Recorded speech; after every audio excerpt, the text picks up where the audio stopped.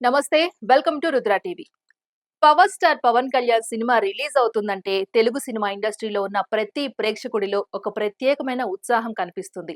కారణం ఏంటంటే ఆయన తనకంటూ ఒక ప్రత్యేకమైన మేనియా క్రియేట్ చేసుకున్నాడు. ఆయన స్టైల్, స్వాగ్, స్క్రీన్ ప్రెజెన్స్ అన్ని కలిపి ప్రేక్షకులను థియేటర్లకు రప్పించే మ్యాజిక్ ఆయన దగ్గర ఉంది. అందుకే ఆయన నుంచి ఒక పర్ఫెక్ట్ కమర్షియల్ సినిమా వస్తే అది ఇండస్ట్రీ రికార్డులను బ్రేక్ చేస్తుందనే నమ్మకం అభిమానుల్లో బలంగా ఉంటుంది.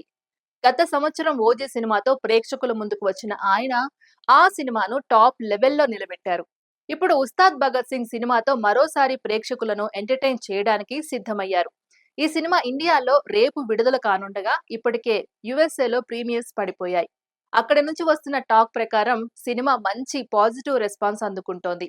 కథ విషయానికి వస్తే ఒక పొలిటీషియన్ అయిన పార్థిబన్ తన ప్రభావంతో కొన్ని ఊర్లను తన కంట్రోల్లో ఉంచుకొని అక్కడ అక్రమ కార్యకలాపాలు కొనసాగిస్తుంటాడు.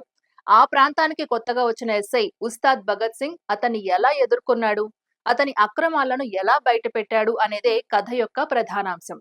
దర్శకుడు హరీష్ శంకర్ ఈ కథను మొదటి నుంచి చివరి వరకు ఎంటర్టైనింగ్ గా నడిపించినట్లు సమాచారం.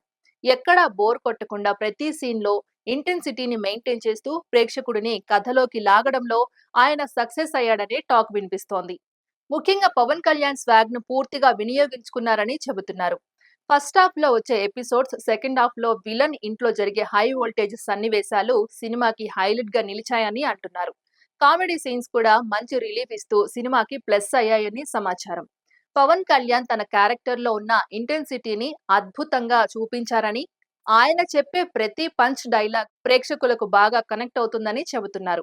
మొత్తంగా చూస్తే హరీష్ శంకర్ ఈ సినిమాతో మరో భారీ సక్సెస్ తన ఖాతాల్లో వేసుకున్నాడనే వార్తలు వినిపిస్తున్నాయి.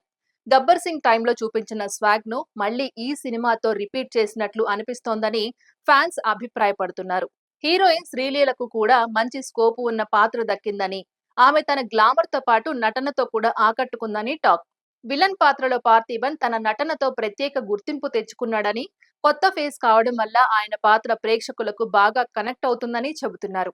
సంగీతం విషయానికి వస్తే దేవిశ్రీ ప్రసాద్ అందించిన పాటలు ఇప్పటికే ప్రేక్షకులను ఆకట్టుకోగా, తమన్ అందించిన బ్యాక్గ్రౌండ్ స్కోర్ కూడా సినిమాకి పెద్ద ప్లస్ గా మారిందని సమాచారం.